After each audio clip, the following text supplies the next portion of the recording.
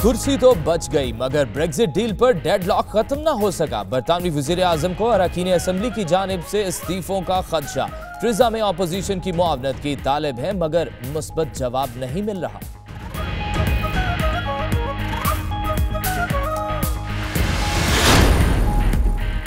Brexit पर बेयकीनी की कैफियत, क्रॉस पार्टी मुज़ाकरात या फिर नया रेफरेंडम होना चाहिए। ग्लासगो में मुकीम पाकिस्तानियों का रद्द अमल। कहा जेरेमी कॉर्बिन भी इस मामले में संजीदा नजर नहीं आते।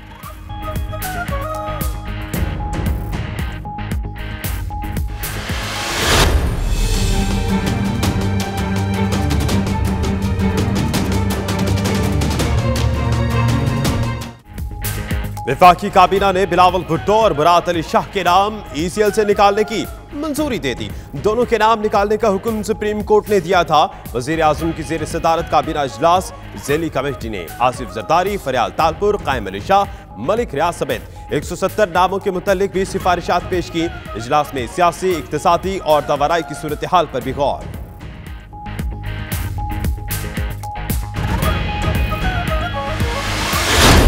बिलावल भुट्टो जरदारी और मुराद अली शाह साहब के नाम के बारे में पैरा 35 में कहा गया है कि का नाम निकाल दिया जाए। नैब अगर ये समझता है कि कोई भी शख्स पाकिस्तान से जा सकता है और वापस नहीं आएगा तो ये फिर नैब के ऊपर लाजिम है कि वो इनका नाम दोबारा से ECL में डलवाया जा सकता है। तो बेहतर है कि ज़्यादा चीज़ें उर्दू में कह दूँ ताकि समझ आ जाए। पहले भी एक फैसला आया था तो चूँकि वो उर्दू में नहीं था तो बहुत ज़्यादा कन्फ्यूजन आ गई थी।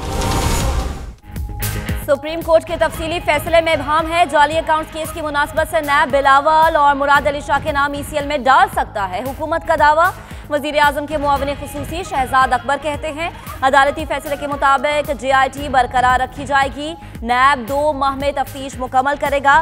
पहले भी अंग्रेजी में एक फैसले पर मिठाइयां बांटी गई थी।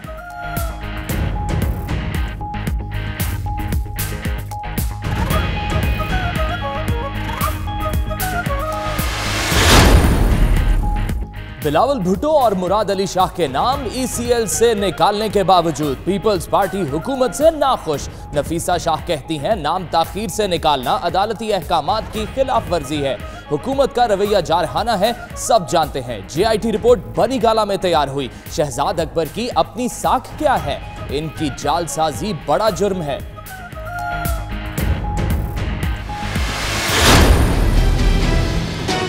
आप समझते हैं कि KP के लोग या बलूचिस्तान के अवाम, पंजाब के लोग मानते हैं आपके इलेक्शन को? कोई नहीं मानता। अगर तुम्हें एक्सीडेंटल सेलेक्टिव प्राइम मिनिस्टर बन गए हो तो सीखो तो सही। इमरान 5 साल नहीं निकालेगा।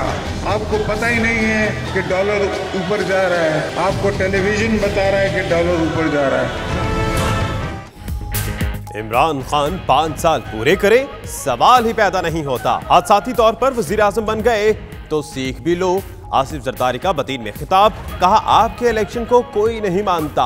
वजीर आजम को पता ही नहीं डॉलर ऊपर जा रहा है। इतना दीवार से ना लगाओ कि अवाम मेरे हाथ में ना रहे। मुराद अली शाह बोले ECL से नहीं डरते, सिंध हुकूमत गिराने की कोशिशें नाकाम बना देंगे।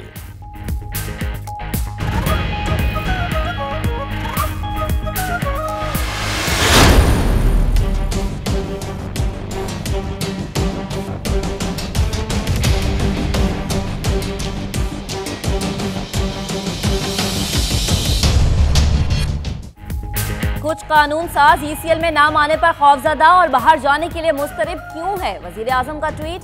कहा पाकिस्तान में सियासतदानों के करने के लिए बहुत कुछ है। वतन से मोहब्बत के दावे करने वाले बैरूनी दौरे क्यों करना चाहते हैं? इमरान खान ने कानून साजों की बैरून मुल्क रिहाइश गाहें और अकामों पर भी सवाल उठा दिया।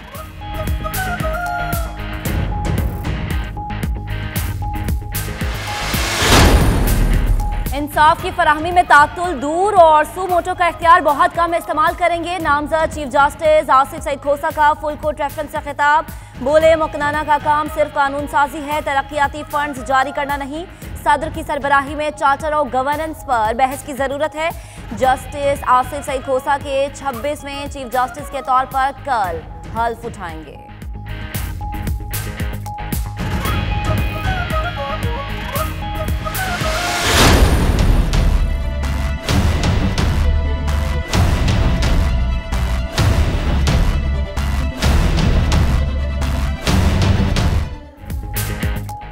हर शख्स को इज्जत से जिंदगी गुजारने का हक दिया।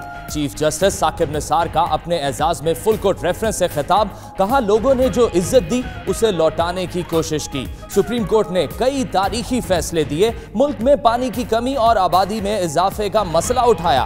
अदलिया में करप्शन इंसाफ का कत्ल है। जस्टिस साकिब निसार की मुद्दत मुलाजमत का आज आखिरी दिन है।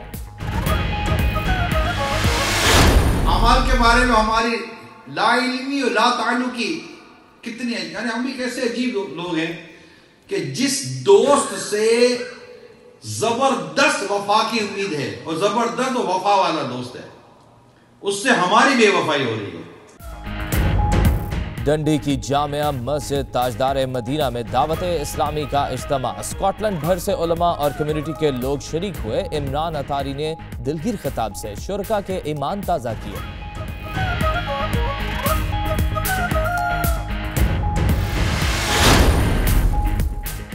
जद्दा में पाकिस्तानी किन्नू की तशहीरी मुहिम का आगाज, इफ्तिताह नाइब चेयरमैन जद्दा चैम्बर और पाकिस्तान के काउंसिल जनरल ने किया। पाकिस्तानी फल और सब्जियां सऊदी अरब में मकबूल हैं, शुरका का इजहार ख्याल।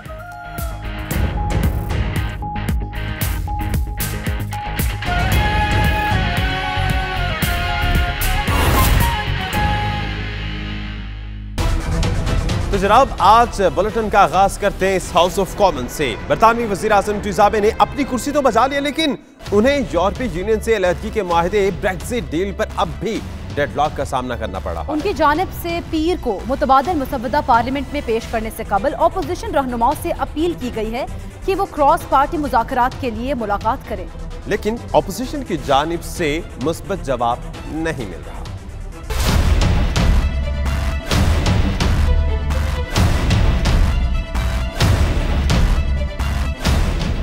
बरतानिया में सियासी बहरान तो तहरीके अदम एतमाद नाकाम होने की वजह से वक्ती तौर पर तो टल गया, लेकिन ब्रेक्जिट डील की तलवार अब भी लटक रही है। बरतानवी वजीर आजम ने मुस्ताफी होने से न सिर्फ इनकार कर दिया है, बल्कि ब्रेक्जिट पर नई डील के हवाले से भी पुरुमीद है। बरतानवी वजीर आजम की जानिब से इस बात को तस्लीम किया गया कि यूरोपीय यूनियन के मामले पर उन्हें शिकस्त का सामना करना पड़ा और जदीद बरतानवी सियासी तारीख में अराकीन पार्लियामेंट ने हुकूमत को बदतरीन शिकस्त दी। तहरीके अदम एतमाद नाकाम होने के बावजूद ऑपोजिशन जमातें टीज़ा मे को आड़े हाथों ले रही हैं।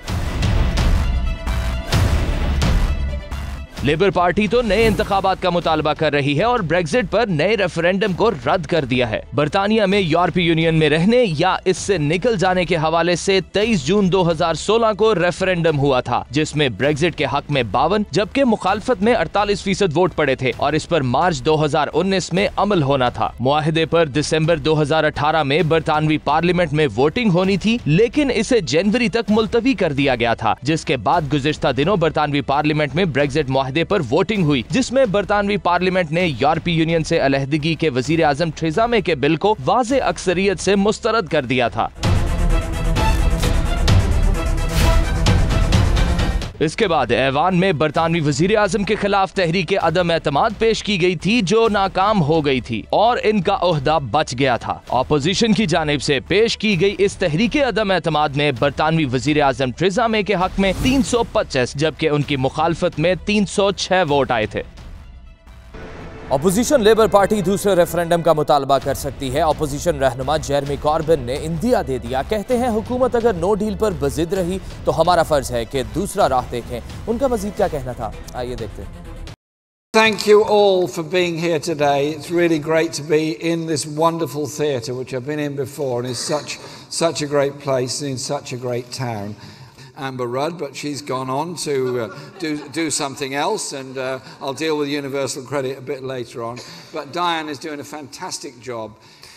But if the government remains intransigent, if support for Labour's alternative is blocked for party advantage, and the country is facing the potential disaster of no deal, our duty will then be to look at other options which we've set out in our conference motion, including that of a public vote.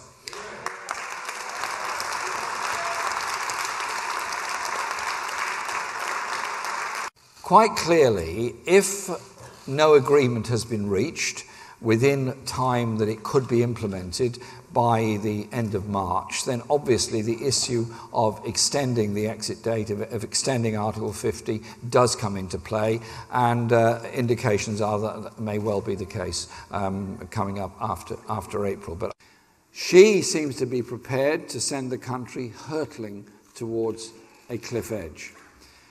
To get a deal that can command a majority in Parliament, Theresa May has to ditch the red lines and get serious about proposals for the future.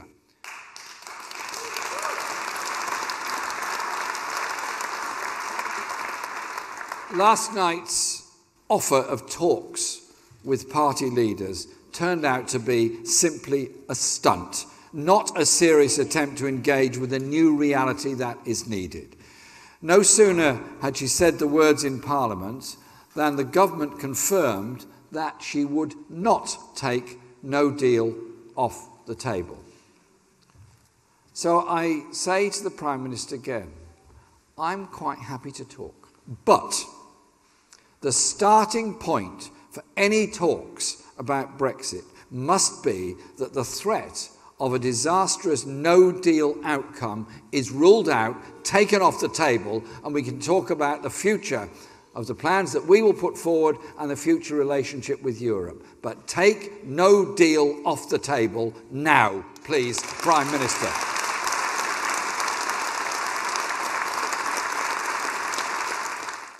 Scottish हुकूमत की सरबराह Nicola sturgeon ने नए referendum का मुतालबा कर दिया। उन्होंने कहा ब्रेक्जिट पर बिल पार्लियामेंट में बदतरीन हुकूमती शिकस्त के बाद यूरोपीय यूनियन से निकलने से मुतल्लिक नया रेफरेंडम जरूरी है।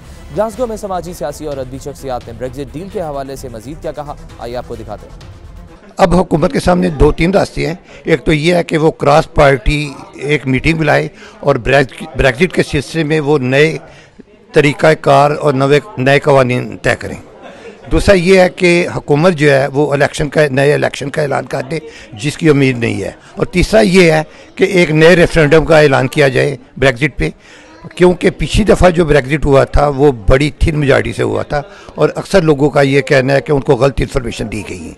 तो मुमकिन है कि इस सिलसिले में एक नया रेफरेंडम कराने के लिए कानून साजी की जाए। पार्टीज जितनी भी हैं इस वक्त यूके की पार्टीज हैं, दो ही मेन पार्टीज हैं, टूरिस्ट पार्टी है और लेबर पार्टी है। दोनों ही मुश्किलात का शिकार हैं। उन्हें ये बात समझ नहीं आ रही कि ब्रेक्जिट को किस तरीके से करना है, डील करना है, नहीं डील करना, मुख्तलिफ किस्म की राय है इसमें। इससे बहुत से मनफी असरात पैदा होंगे। यहाँ यूके के लिए ये कतई मुनासिब फ़ैसला नहीं लगता है, क्योंकि जो कारोबार हैं वो भी मुतासिर होंगे और हमारी मेरा ख्याल है एजेंट्स के लिए सबसे ज़्यादा इसका असर होगा, क्योंकि ज़ाहिर है एजेंट कम्युनिटी की एक कसीर तादाद कारोबारी है और इसके दीगर भी जो असरात नज़र इस वक्त आ रहे हैं कि वो आहिस्ता आहिस्ता वो इसकी मईशत को भी तबाह कर देगा ये फ़ैसला, और इसके बहुत मतलब ऐसे असरात पैदा होंगे कि जिससे यहाँ मुकीम जितने भी हमारे न सिर्फ एशियंस बल्कि और भी कम्युनिटीज़ के लोग, उनके लिए मुश्किलात पैदा हो सकती हैं। ब्रेक्जिट के जो असरात हैं वो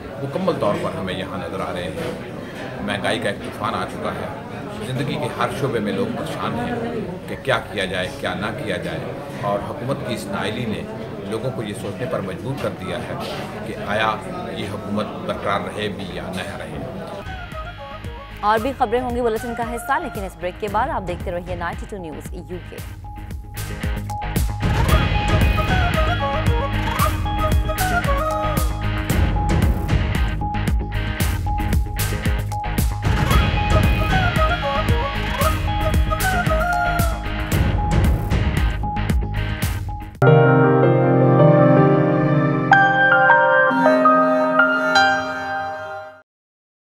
विफाकी काबीना की बात हो जाए, जिसने बिलावल भुट्टो और मुराद अली शाह के नाम एग्जिट कंट्रोल लिस्ट से निकालने की मंजूरी दे दी है। दोनों के नाम निकालने का हुक्म सुप्रीम कोर्ट ने दिया था। वजीर आजम की जेर सदारत काबीना का इजलास हुआ। ज़ैली कमेटी ने आसिफ जरदारी, फरियाल तालपुर, कायम अली शाह, मलिक रियाज समेत 170 नामों के मुतालिक भी सिफारिशात पेश की। ताहम अब भी 170 अफराद का नाम ECL में ही रहेगा, जिनमें शरीक चेयरमैन पीपल्स पार्टी आसिफ अली जरदारी का नाम भी शामिल है और पीपल्स पार्टी के कई दीगर अहम और बड़े बड़े नाम ECL में ही रहेंगे। फरियाल तालपुर, कायम अली शाह, सुहेल अनवर सियाल और बहरिया टाउन के CEO मलिक रियाज का नाम भी बदस्तूर एग्जिट कंट्रोल लिस्ट में ही रहेगा।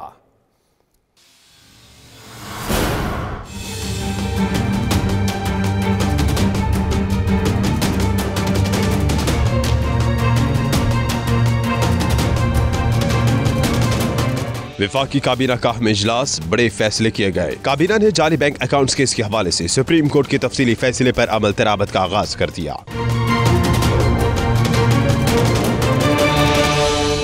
वज़ीर आज़म इमरान खान की ज़ेर सदारत होने वाले इजलास में काबीना ने वज़ीर आला सिंध मुराद अली शाह और चेयरमैन पीपल्स पार्टी बिलावल भुट्टो जरदारी का नाम ECL से निकालने की मंजूरी दे दी। ताहम अब भी 170 अफराद का नाम ECL में रहेगा, जिनमें शरीक चेयरमैन पीपल्स पार्टी आसिफ अली जरदारी का नाम भी शामिल है और पीपल्स पार्टी के कई दीगर अहम और बड़े नाम ECL में रहेंगे। फरियाल तालपुर, कायम अली शाह, सुहेल अनवर सियाल और बहरिया टाउन के CEO मलिक रियाज का नाम बदस्तूर ECL में रहेगा।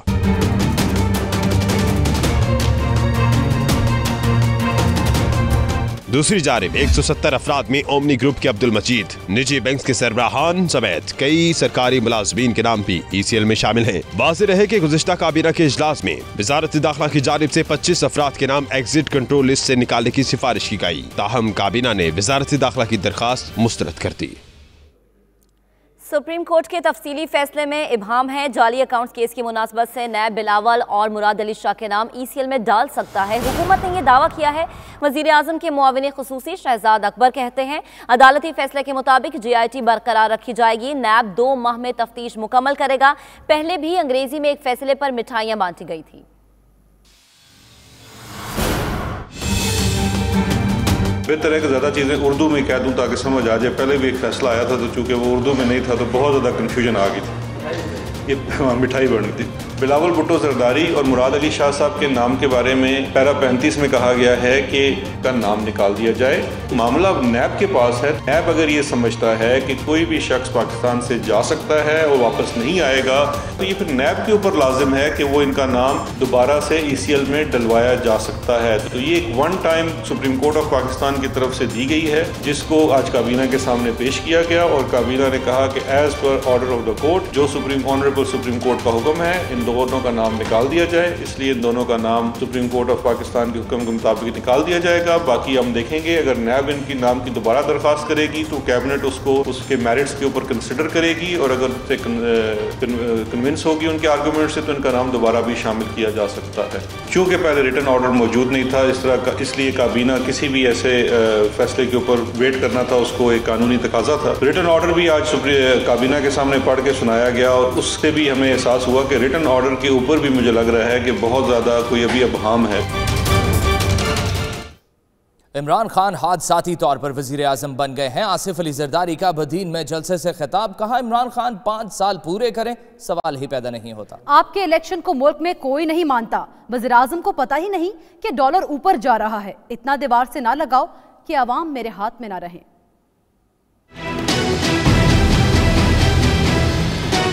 आप समझते हैं कि KP के लोग मानते हैं आपके इलेक्शन को, या बलूचिस्तान के अवाम मानती है आपके इलेक्शन को, पंजाब के लोग मानते हैं आपके इलेक्शन को?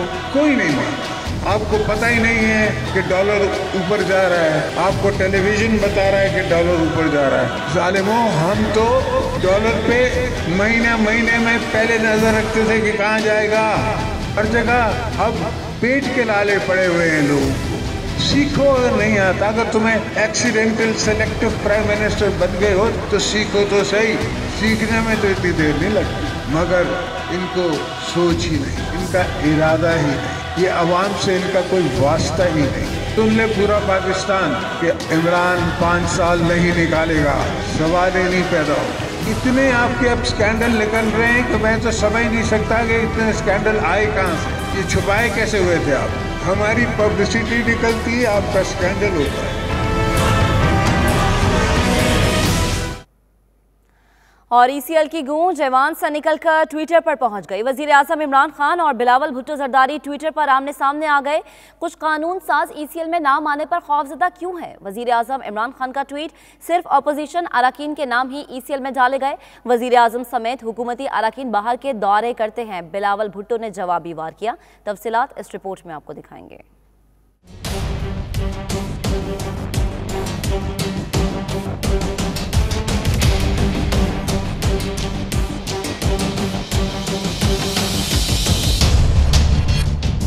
पाकिस्तानी सियासत के दो बड़े किरदार ट्विटर पर एक दूसरे के आमने सामने आ गए। वज़ीर-ए-आज़म इमरान खान ने ट्वीट पैगाम में ऑपोजिशन को तनकीद का निशाना बनाया तो बिलावल भुट्टो जरदारी का भरपूर रद्द-ए-अमल सामने आया। आज सुबह वज़ीर-ए-आज़म साहब ने ट्वीट भी किया पार्लियामेंट्री प्रोसीडिंग्स पे। वज़ीर-ए-आज़म साहब ने ECL का डिबेट भी ट्वीट किया। अच्छा होता अगर वज़ीर-ए-आज़म साहब हाउस में मौजूद होता। वज़ीर-ए-आज़म इमरान खान ने ट्वीट किया, कुछ कानून साज ECL में नाम आने पर खौफजदा और बाहर जाने के लिए मुस्तरब क्यों हैं? लिखा, कानून साजों के पास अकामे और बैरून मुल्क रिहाइशें हैं। पाकिस्तान में अभी बहुत सा काम होना बाकी है। वो इस सरजमीन से मोहब्बत के दावे करते हैं लेकिन बाहर के दौरे भी करना चाहते हैं।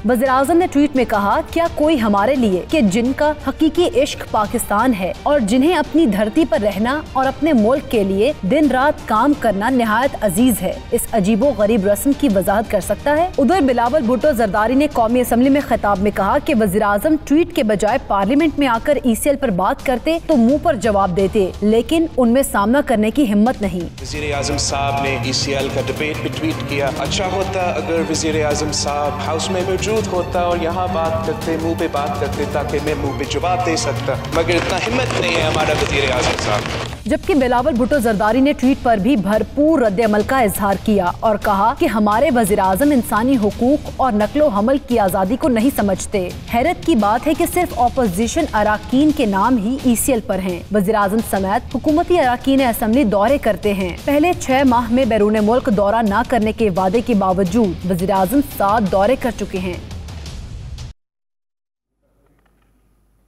और अब बात करेंगे चीफ जस्टिस ऑफ पाकिस्तान मियां साकिब निसार की।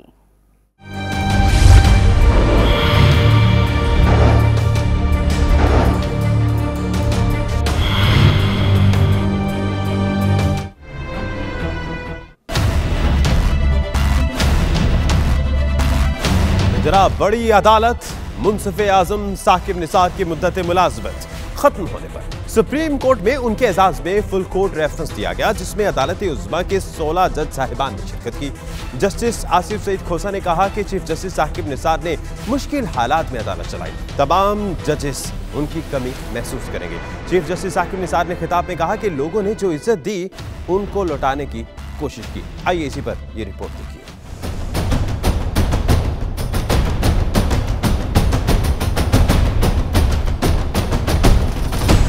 चीफ जस्टिस मियां साकिब निसार की मुद्दत मुलाजमत खत्म होने पर सुप्रीम कोर्ट में उनके एजाज में फुल कोर्ट प्रेफरेंस दिया गया। जस्टिस आसिफ सईद खोसा ने चीफ जस्टिस को खराज तहसीन पेश करते हुए कहा कि जस्टिस साकिब निसार ने मुश्किल हालात में अदालत चलाई। वो दोनों इकट्ठे बड़े हुए, इकट्ठे लाहौर हाई कोर्ट के जज बने, लेकिन आज दोनों अलग हो रहे हैं। वो और तमाम जजेस जस्टिस साकिब निसार की कमी महसूस करेंगे। चीफ जस्टिस साकिब निसार के इंसानी हुकूक के हवाले से खदमात याद रखी जाएंगी।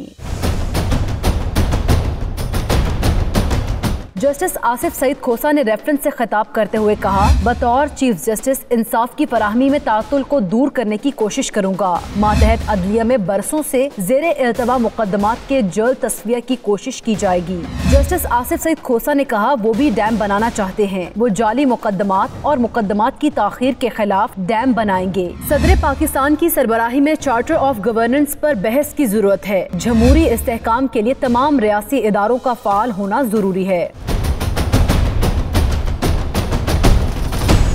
चीफ जस्टिस साकिब निसार ने खिताब में कहा, इस अदलिया ने कई मार्कतुल आरा फैसले किए कि जजों का काम इंतहाई मुश्किल है। जज की जिंदगी में डर की कोई गुंजाइश नहीं। अदलिया में करप्शन इंसाफ का कत्ल है। मेरे लिए एजाज की बात है कि मैंने मुल्क के लिए काम किया। लोगों ने जो इज्जत दी उसको लौटाने की कोशिश की। चीफ जस्टिस के एजाज में दिए गए फुल कोर्ट रेफरेंस में अदालत उज़्मा के 17 में से 16 जज साहिबान ने शिरकत की। तो जनाब, ये रिपोर्ट आपने देखी और चीफ जस्टिस साकिब निसार ने सरकारी रिहाइशगाह खाली कर दी है। चीफ जस्टिस को जजेस कॉलोनी में मुतबादिल बंगला फराहम कर दिया गया। मियां साकिब निसार कुछ अरसे तक जजेस कॉलोनी में ही रहेंगे। आज रिटायर हुए और आज अपनी सरकारी रिहाइशगाह भी खाली कर दी है। चीफ जस्टिस को जजेस कॉलोनी में मुतबादिल बंगला फराहम कर दिया गया है और मियां साकिब निसार कुछ अरसे वहीं पर रहेंगे।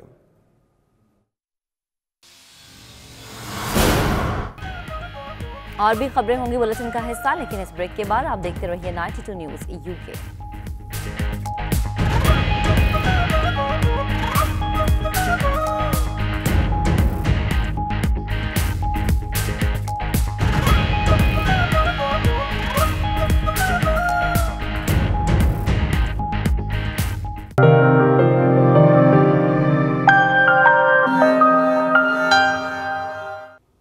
स्कॉटलैंड के शहर डंडी में इज्तिमा का इनेकाद किया गया, जिसमें पाकिस्तान से दावत इस्लामी के निगरान शुरा अलहाज मोहम्मद इमरान अतारी ने खुसूसी शिरकत की। देखिए नुमाइंदा 92 न्यूज़ खालिद परवेज की इस रिपोर्ट में।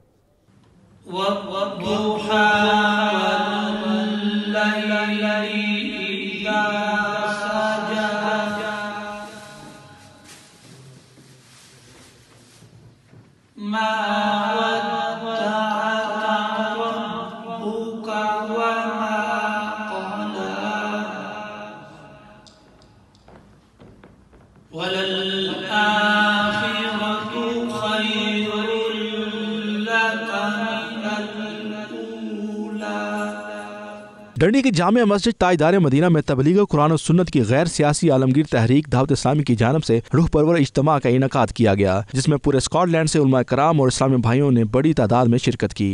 इमाम मोहम्मद बिन उस्मान अज़्ज़ाबी रहमतुल्लाह तआला अलैह किताबुल कबाइर में फरमाते शराबी फासी को मालून होता है, यानी लानती होता है, फासी गुनाहगार होता है। हाफिज मोहम्मद असगर रिजवी ने तिलावत कलाम पढ़ने का शरफ हासिल किया, जिसके बाद हबीब अतारी ने नाते रसूल मकबूल सल्लल्लाहु अलैहि वसल्लम पेश करके ईमान को ताजगी बख्शी। इस मौके पर मुबीन मदनी ने अपने बयान में कहा कि दुनिया और आखिरत में कामयाबी के लिए सरवरे कायनात सल्लल्लाहु अलैहि वसल्लम के अस्वाए हुस्ना पर अमल पैरा होने की जरूरत है। Allah subhanahu wa ta'ala created us with a purpose, and we were sent into this dunya, and this dunya, this world, is a place of examination, a place of us being tested. This world is not our final destination. This world is not our final abode. Unfortunately today, we have fallen in love with the world to such an extent that it's as if we are living as if we never have to leave this world. रूह परवर महफिल के मेहमान खसूसी दावत इस्लामी की शुरा के निगरान अलहाज मोहम्मद इमरान अतारी थे, जिन्होंने अपने रूह परवर बयान से सामीन के ईमान को ताज़ा कर दिया। अमाल के बारे में हमारी लाइल्मी और ला ताल्लुकी कितनी है, यानी हम भी कैसे अजीब लोग हैं कि जिस दोस्त से जबरदस्त वफा की उम्मीद है और जबरदस्त वफा वाला दोस्त है, उससे हमारी बेवफाई हो रही है। निगरान दावत इस्लामी स्कॉटलैंड मोहम्मद यासिर अतारी ने इस मौके पर इज्तिमा के शुरका को सिलसिला कादरिया अतारिया में बैत होने की तरगीब दिलाई। आखिर में पाकिस्तान और उम्मत मुस्लिमा की खुशहाली और तरक्की के लिए दुआएं भी मांगी गईं।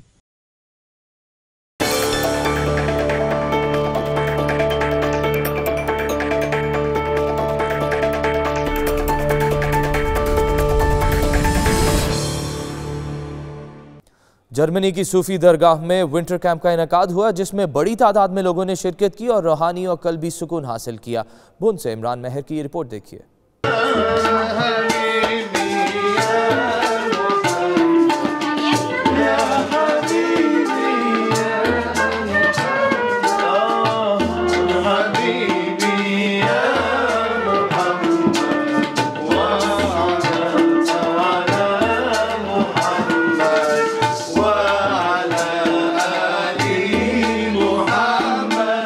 गुज़श्ता 20 बरसों से कोलोन शहर के नज़दीक पुरफ़िज़ा मुकाम आइफल नेशनल पार्क के मरकज़ में दुनिया भर से अकीदतमंद रूहानी फैज़ और कल्बी सुकून की तलाश में सिलसिला नक्शबंदिया की सूफ़ी दरगाह का रुख करते हैं। यहाँ आने वालों में न सिर्फ मुस्लिम कम्युनिटी बल्कि जर्मन और दीगर यूरोपीय शहर भी शामिल हैं।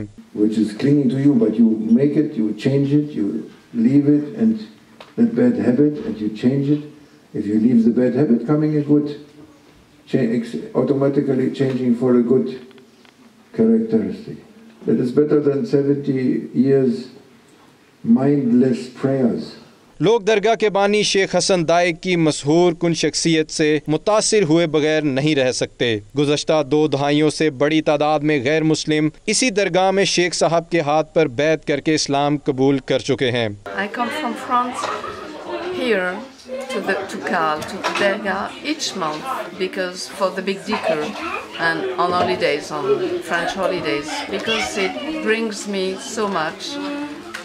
It's just a feeding of my soul and I need it. I converted around 3 years to Islam and I feel and think it was a call from Allah subhanahu wa ta'ala, and my husband and me, we live here just 15 minutes from here and we're going here to the monthly zikr and like we like also to stay by the Sheikh Hassan Dike, and we love this derga, and it's a very nice place for Muslims.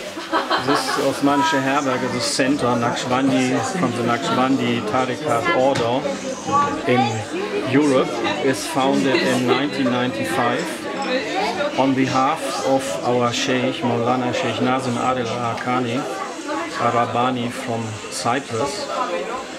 And in this more than 20 years, we have different activities. For example, we have Quran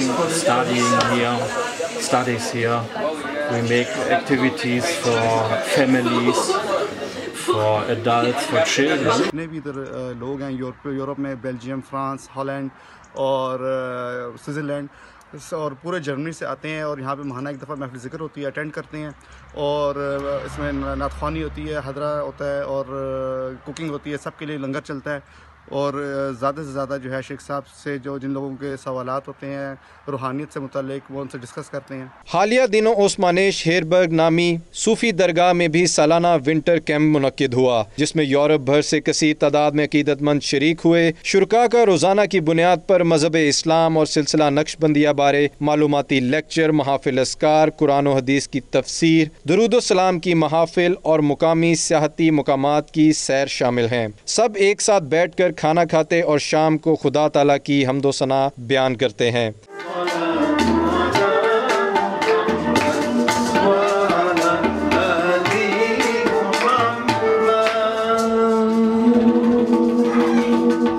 मुख्तलिफ सकाफ़तों से ताल्लुक़ रखने वाले शुरका एक दूसरे से मालूमात का तबादला ख्याल करते हैं, सुबह से शाम एक साथ रहकर अमन व आश्ती का दर्स देते हैं। अमेरिका में सूफीज़म के फ़रोग़ के लिए सूफ़ी काउंसिल और बासान शरीफ की दरगाह के चेयरमैन अली रज़ा बुखारी अमेरिका के मुख्तलिफ इलाकों का दौरा कर रहे हैं। वाशिंगटन से देखिए खुरम शहजाद की इस रिपोर्ट में।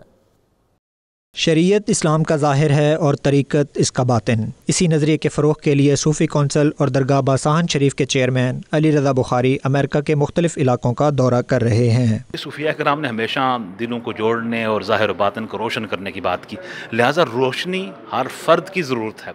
इस वक्त हर इनर पीस है, आउटर पीस है, बेशुमार किस्म के हमारे जो मसाइल हैं, दीगर भी डिप्रेशन, दीगर चीज़ें, लोग ये चाहते हैं कि हमें कोई अल्लाह अल्लाह करने का तरीका बता दे। पीस इंटरनेशनल के चेयरमैन डॉक्टर ज़फ़र इकबाल नूरी कहते हैं, बरसगीर पाक व हिंद में इशाअत इस्लाम के लिए सूफिया का किरदार बहुत अहम है। सिंध में मोहम्मद बिन कासिम और महमूद गजनवी की आमद के साथ ही बुजुर्गान दीन और सूफिया कराम की आमद का सिलसिला शुरू हो गया था। तसव्वुफ को फ़रोग़ देने वालों में हज़रत दाता गंज बख्श, बाबा फरीद गंज शक्कर, शेख निज़ामुद्दीन औलिया, अब्दुल्ला शाह गाजी, Syed own Qutub Shah Alvi al Baghdadi और दीगर बेशुमार हस्तियाँ शामिल हैं। काफ़ी अर्से से मैं इस फील्ड में यहाँ काम कर रहा हूँ और मैं महसूस करता हूँ कि इस्लाम की जो खूबसूरती है, इस्लाम का जो एक हसीन पहलू है, वो हमारे असलाफ़ ने पिछले तमाम ज़मानों में जहाँ जहाँ भी इस्लाम पहुँचा है, जहाँ जहाँ इस्लाम ने लोगों के दिलों में घर किया है, वो हमारे सूफिया इस्लाम की प्यार और मोहब्बत भरी तालीमात हैं। दानिश्वरों का कहना है कि तसव्वुफ एक नेमत है, तसव्वुफ में इंसान का बड़ा एहतराम है और अमेरिका जैसे मुल्क में सूफीज़म का फ़रोग़ इसी बात की गवाही दे रहा है। Khurram Shahzad, 92 news, Washington. फ्रांसीसी शहर लियोन की यूनिवर्सिटी में खौफनाक धमाका, वाक़े में 3 अफराद ज़ख्मी हुए हैं। धमाका लियोन शहर के शिमाल में वाक़या लॉदहुआ कैंपस में हुआ है, जो एक साइंस लाइब्रेरी है। पुलिस ने धमाके को हादसाती करार दिया है और जो छत पर तामीराती काम के दौरान एक गैस की बोतल में धमाका हुआ है, जिसकी आवाज़ दूर दूर तक सुनी गई। धमाके के बाद जाए वकुआ को खाली करवा लिया गया है, जबकि फायर फाइटर्स मौके पर पहुँच गए। शाहिद आफरीदी फाउंडेशन के तनावर दरख्त में एक और शाख का इजाफा। ऑस्ट्रेलिया के शहर सिडनी में फलाही तंजीम होप नाइट आउट की इफ्तिताही तकरीब हुई। तफसीलात जानते हैं नुमाइंदा 92 न्यूज़ अली शमशाद की इस रिपोर्ट में। ऑस्ट्रेलिया के शहर सिडनी में मेरी पहचान पाकिस्तान की मेज़बानी में फलाही तंजीम होप नाट आउट की इफ्तिताही तकरीब हुई। प्रोग्राम का बाकायदा आगाज़ कलाम पाक से किया गया।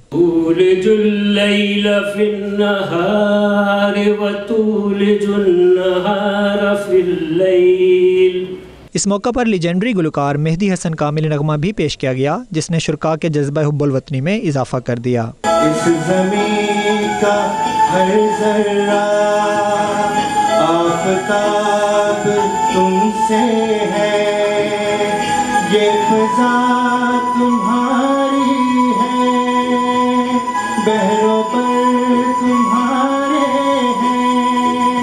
पहली पाकिस्तानी नयाद ऑस्ट्रेलवी सेनेटर महरीन फारूकी और अब्दुल माजिद यूसुफानी मेहमान खसूसी थे। उन्होंने शाहिद अफरीदी की काविशों को खूब सराहा। I think it is really important that we make sure that our next generation, wherever they live, know about the history of where we came from and are also as proud of that. दौरान तकरीब शाहिद अफरीदी के cricket career से मुतालिक सवालात भी पूछे गए और इनामात भी तकसीम किए गए। आखिर में शाहिद अफरीदी की दस्तखत करदा अशिया की नीलामी हुई, जिसमें लोगों ने बढ़ चढ़ कर हिस्सा लिया। Ali Shamshad, 92 news, Sydney, Australia. German Darul हुकूमत में पाकिस्तानी तंजीम बज़्म बर्लिन स्टूडेंट्स ऑर्गेनाइजेशन ने पाकिस्तानी कम्युनिटी की ख्वाहिश पर किड्स क्लब का आगाज कर दिया है। तफसीलात जानते हैं नुमाइंदा 92 न्यूज़ मतीउल्लाह की इस रिपोर्ट में। बर्लिन में मुकीम पाकिस्तानी कम्युनिटी के बच्चों की मजहबी माहौल में तरबियत के लिए बर्लिन स्टूडेंट्स ऑर्गेनाइजेशन ने बज़्म बर्लिन किड्स क्लब के नाम से एक अदारे की बुनियाद रख दी है। यहाँ पे बच्चे जो हैं वो जर्मन लैंग्वेज में बात करते हैं, स्कूलों में और किंडरगार्टन्स में जर्मन लैंग्वेज में तालीम हासिल करते हैं। तो हमारा मकसद ये था कि बेसिक दीनी तालीम जो है वो उसी लैंग्वेज में जो कि जर्मनी में बोली और समझी जाती है वो बच्चों को फराहम की जाए, और बच्चों के जहनों में जो क्वेश्चंस हैं, बेसिक क्वेश्चंस हैं दीन के बारे में, उनको हम बुनियादी मालूमात जर्मन में फराहम कर सकें। किड्स क्लब की टीचर ईमान जफर ने कहा कि बच्चों को जदीद दौर की तालीम के साथ दीन इस्लाम से आगाह रखना भी हमारी जिम्मेदारी है। Learn about Islam, to understand the Islam in a modern way. We are using modern media, we are using creativity actives for they can learn by doing, and for they can have a chance to learn the Islam in a better way. Kids club के आगाज में registration के दौरान मौजूद वालिदैन ने बज़्म Berlin की काविश को बेहद सराहा। यहाँ जर्मनी में रहते हुए हमारे बच्चों को जिन मसाइल का सामना मुस्तकबिल में करना पड़ सकता है, या जो क्वेश्चन उनके दिमाग में इस वक्त यहाँ आते हैं, जो ये बाहर निकलते हैं, स्कूलों में जाते हैं, तो उन क्वेश्चंस को जो है वो अच्छी तरीके से उनकी ही ज़बान में जो है वो उनको समझाया जा सके, उनको बताया जा सके। इसका मकसद ये है कि हमारे बच्चों को यहाँ पे रहते हुए जो अपने इस्लाम की बेहतर तालीमात मिल सके, क्योंकि यहाँ पे रहते हुए बच्चों को किंडरगार्टन से जो है वो इनके रिलीजन के बारे में तो मालूमात मिल जाती है, लेकिन हम लोगों के अपने रिलीजन के बारे में मालूमात सही तरीके से नहीं मिल पाती। तो हम लोगों ने ये स्टेप लिया है। अदारे में बच्चों को जदीद टेक्नोलॉजी का इस्तेमाल करके दीन की तालीम दी जाएगी। पाकिस्तान काउंसलेट जद्दा ने मैनुअल सुपर स्टोर और रूमी फूड्स पाकिस्तान के ताउन से पाकिस्तानी किन्नू की एक हफ्ते की तशहीरी मुहिम का आगाज किया हुआ है, ताकि इस फल को सऊदी मार्केट में फरोग दिया जाए। तफसीलात जानते हैं जद्दा से रियाज चौधरी की इस रिपोर्ट में। तशहीरी मुहिम का इफ्तिताह नायब चेयरमैन जद्दा चैम्बर माजन मोहम्मद इब्राहिम बतरची और पाकिस्तान के कौंसल जनरल शहरियार अकबर खान ने मैनुअल सुपर स्टोर जद्दा में किया। इस मौका पर चेयरमैन मैनुअल अब्दुल्ला अल दरवेश और मैनुअल सुपर मार्केट के CEO खालिद अल दरवेश भी मौजूद थे। इस मौका पर अपने खिताब में माजन बतरजी ने कौंसलेट की कोशिशों की तारीफ की और कहा कि मुख्तलिफ अनवा की पैदावारी सलाहियत और मुसाबकती कीमतों के बायस पाकिस्तानी फल और सब्जियां सऊदी अरब में मकबूल हैं। पाकिस्तान सिट्रस वीक 2019 आज से इनॉग्रेट कर दिया गया मैनुअल सुपर मार्केट के अंदर। ये हमारी तीसरी सालाना एफर्ट है जो कि हम किन्नू की प्रमोशन के लिए कर रहे हैं। ये प्रमोशन अलराया सुपर मार्केट में भी चल रही है, मैनुअल के तमाम स्टोर्स के ऊपर भी चल रही है, और हमें उम्मीद है कि अगर इसी तरीके से हम अगले साल दानूब और बिंदाउट में भी कामयाब हो गए तो तमाम रिटेल मार्केट्स के अंदर इंशाअल्लाह ताला प्रीमियम प्राइस के ऊपर पाकिस्तान किन्नू की सेल होगी। पाकिस्तान के कौंसल जनरल शहरियार अकबर खान ने बताया कि ये इवेंट सऊदी सारिफीन में पाकिस्तानी किन्नू को मुतारिफ कराने के लिए मुनाकिद किया गया है। पाकिस्तान दुनिया में किन्नू का छठा बड़ा पैदावारी मुल्क है। इफ्तिताही तकरीब में सार्फिन की तवाज़ो के लिए किन्नू के अलावा किन्नू से बने मुख्तलिफ किस्म के मशरूबात और मिठाइयाँ भी मौजूद थीं। ये कैंपेन 16 से 23 जनवरी तक जारी रहेगी। और भी खबरें होंगी बुलेटिन का हिस्सा, लेकिन इस ब्रेक के बाद आप देखते रहिए 92 news UK।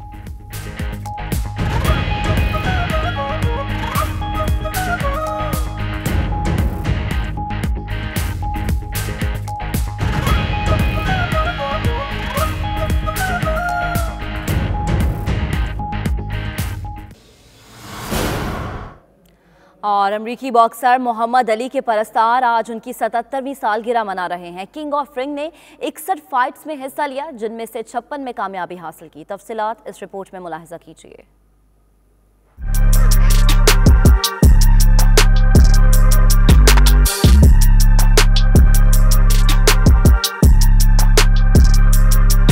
King of ring, boxing की दुनिया के सबसे बड़े बॉक्सर, जिसका नाम सुनते ही बड़े बड़े हरीफ खौफजदा हो जाते हैं। अजीम अमरीकी मुसलमान बॉक्सर मोहम्मद अली का 77वां यौम पैदाइश आज मनाया जा रहा है।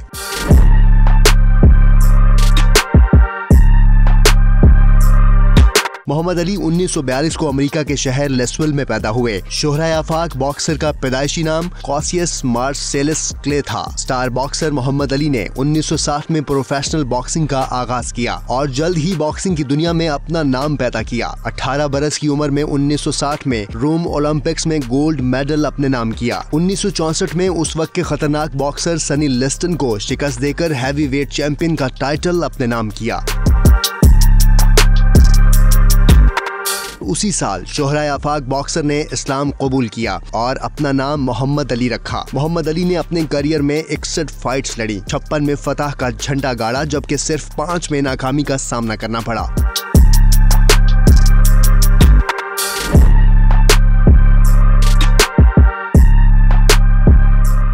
लेजेंड बॉक्सर ने 37 बार हरीफ बॉक्सर को नॉकआउट किया। स्याहफाम अमरीकियों के हुकूक के लिए आवाज बुलंद करने पर उन्हें 5 साल कैद भी काटना पड़ी। 1981 में बॉक्सिंग से रिटायर्ड हो गए। अजीम बॉक्सर मोहम्मद अली 74 साल की उम्र में 3 जून 2016 में जहान फानी से कूच कर गए।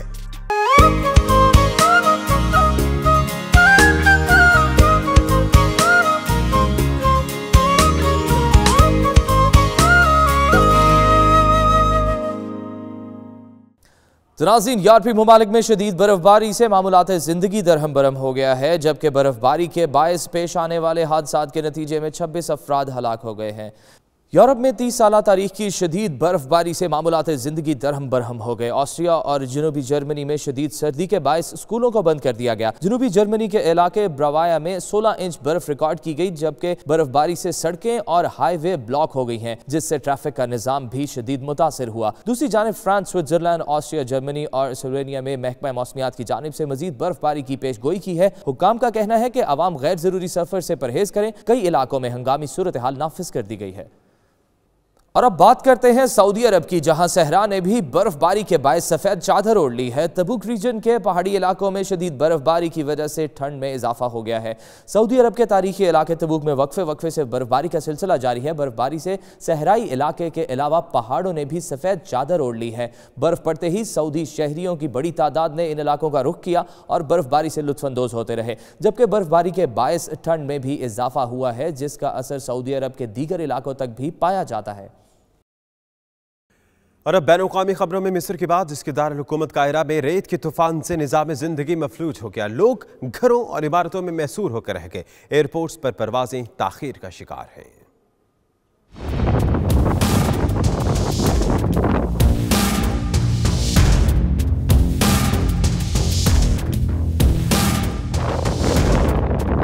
मिस्र के दारुल हुकूमत काहिरा में 50 किलोमीटर फी घंटा की रफ्तार से चलने वाली गर्द आलूद हवाओं से शहर की फजा नारंगी हो गई। इन गर्द आलूद हवाओं की वजह से बंदरगाहें बंद कर दी गईं।